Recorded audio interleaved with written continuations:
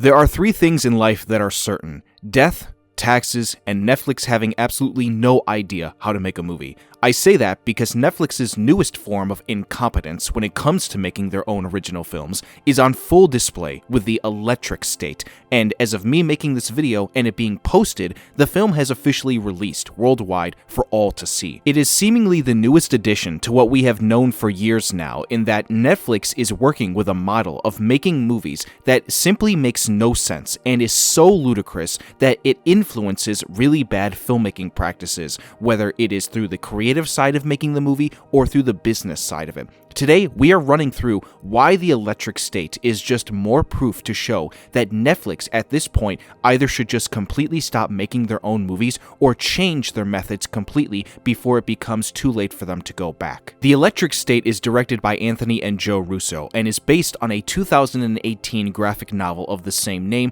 by Simon Stålenhag. The story is set in an alternate 1990s America where the country is experiencing a dystopian collapse due to a mix of technological advances, societal decay, and the influence of a mysterious, large-scale virtual reality network. The plot follows Michelle, played by Millie Bobby Brown, who embarks on a journey with her robot companion across the American Midwest in search of her missing brother. The film also stars Chris Pratt, Ke Huy Quan, Jason Alexander, Woody Harrelson, Anthony Mackie, Brian Cox, Jenny Slate, Giancarlo Esposito, Stanley Tucci, Hank Azaria, Colman Domingo, and then Rob Gronkowski? Why the fuck is Rob Gronkowski, the all-time legendary New England Patriots tight end, involved in this movie? I mean, I guess that's whatever. I don't even know what to say to that. Let's just move on, because that's just one of the weirdest things I've had the chance to read recently. And so there you have all the general details behind the movie in terms of its premise and who is making it. And yet, I find that everything behind the originality of this film is not even close to being the main reason behind why I'm making this video. 9 times out of 10, if you ask someone what they are looking for in movies nowadays, you might see them say that they want more original ideas, whether it's indie films or original blockbusters. 9 times out of 10, you will also probably see that those same people who ask for that stuff don't even go and bother to watch it in theaters either and wait for it to come on streaming. So there is some level of hypocrisy there in that very same conversation. With a film like The Electric State, you get a bit of both worlds within all of that. It being an adaptation of a book is also very interesting, but I find that it can also be an issue for this film given it is adapting a much more newer piece of written material. It seems like we are moving past the days where, unless you have a big enough fan base for a book that's getting an adaptation, most of the time that's why someone is not as interested enough to watch it. Long gone are the days where we are way past the era of when a lot of YA novels were getting their adaptations and those movies were finding great success. At the same time, when those films came out, movie theater going habits and the business model of movie theaters was in a much different state, so you could also factor that in as well for their success. With a book like The Electric State, I'm not exactly sure how many people have heard of this novel enough to see it through for the reason why they wanted to watch this movie. I think you'll find that what Netflix was probably hoping to see is that the names of the cast as well as the filmmakers would bring enough people in to be interested. But let's say for just a minute that that wasn't the problem with where this movie seems to be finding its failures. We should be looking more at Netflix for how they handle their movie-making model. Where the problem lies is not in the fact that they are making original films, no matter if they adapt a book, video game, or otherwise. It is the fact that they think churning something out with huge-ass budgets that overblow everything is how you make good films, and that is just not how you do it. When I saw the news come out that revealed what the budget of this film was, I genuinely wanted to throw my computer across the room.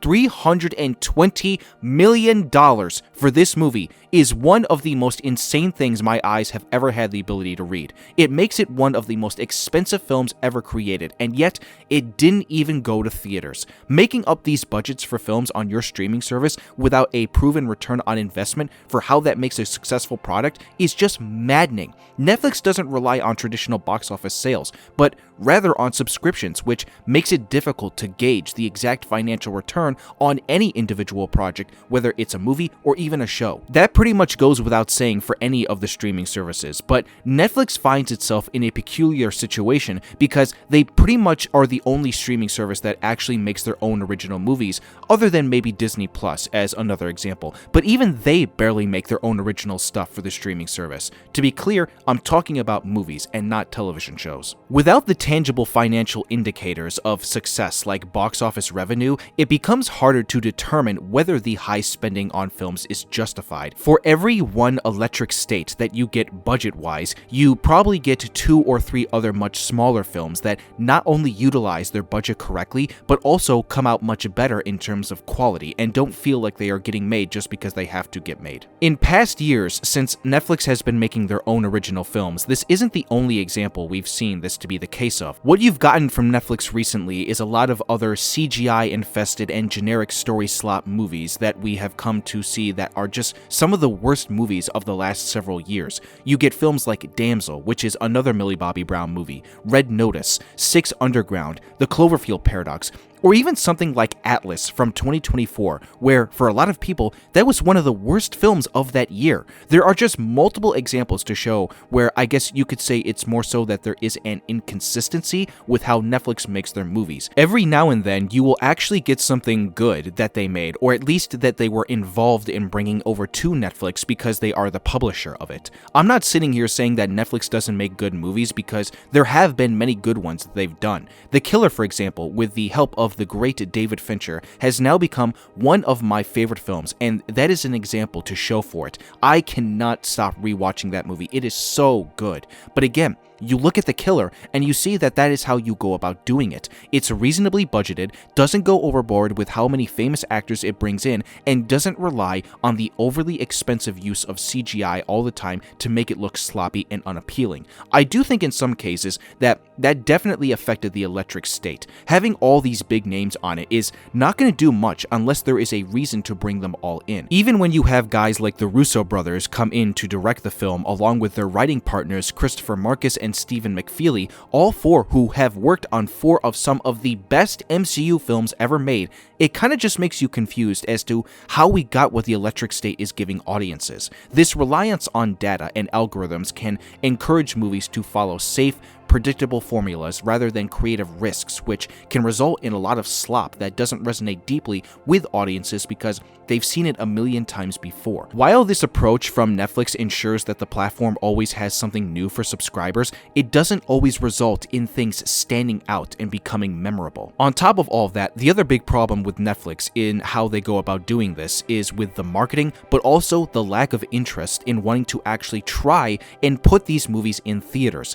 As someone who has gotten their education from the world of digital marketing, I can tell you right now that Netflix is by far one of the worst streaming services with how it markets its original products, which are with their shows or movies. The Electric State has had one of the worst marketing campaigns for a film I've seen out of Netflix yet. You have all these big names attached to it, and yet I barely even see Netflix putting out promos for it or even doing some kind of marketing push to get people to know that it is actually coming out right now. In fairness to Netflix, it probably would have been super expensive to pay all these people even more money to go and market the film with how much the actual film cost to make. But that is still no excuse for the fact that with everything we've already talked about in this video, the budget shouldn't have been as high as it was in the first place. Balancing out your film budget with your marketing budget is vastly important, and this movie just has nothing to it there. Netflix also has a tendency to be stuck up their own ass about not putting their film in theaters first before they go to streaming. Like,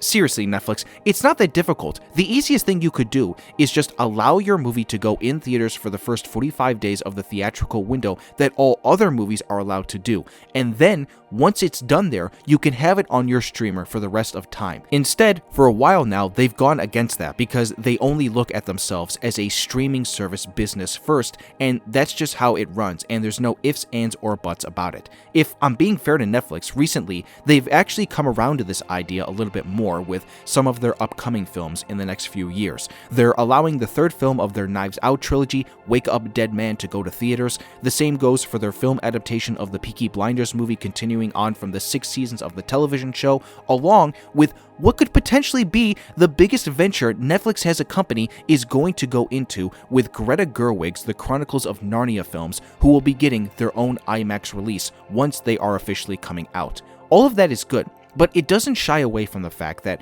what they've been doing up until now has been misguided and out of touch. The Electric State is just the newest addition to all this absolute insanity that Netflix has been putting themselves through over the years when it comes to how they handle utilizing films for their platform. If you want my honest opinion, I think it would benefit Netflix much more if they just did what most other streaming services have been doing, which is to focus on making original television more than films. Netflix makes a lot of shows, but even then, they approach the idea of making shows with the quantity over quality method, which is just another conversation entirely. Take the budget you use for making movies and just put it into making better quality shows while also decreasing how many you make. You can also put that budget into your marketing as well, given again just how lackluster it is at promoting some of your great stuff. If you can do all this, I think that your business will be in a much better shape moving forward. And there you have it. That is my commentary and analysis of why Netflix is just so bad at making movies now with regards to their newest one, The Electric State. What do you all think of the movie for those who have seen it along with this video's commentary? Leave your comments down below and let's have a nice and respectful conversation about it. I can't ask enough that you be respectful, as I do read all my comments to the best of my ability. Thank you all for stopping by my channel. If you want to see more moving forward from me with regards to film and television and you enjoyed this video, hit the like button and subscribe if you are new here and turn on that notification bell. I'm trying to build a community on here and your support would be appreciated. That's a wrap, folks. I hope you all have a wonderful rest of the day and I will see you all soon for the next video.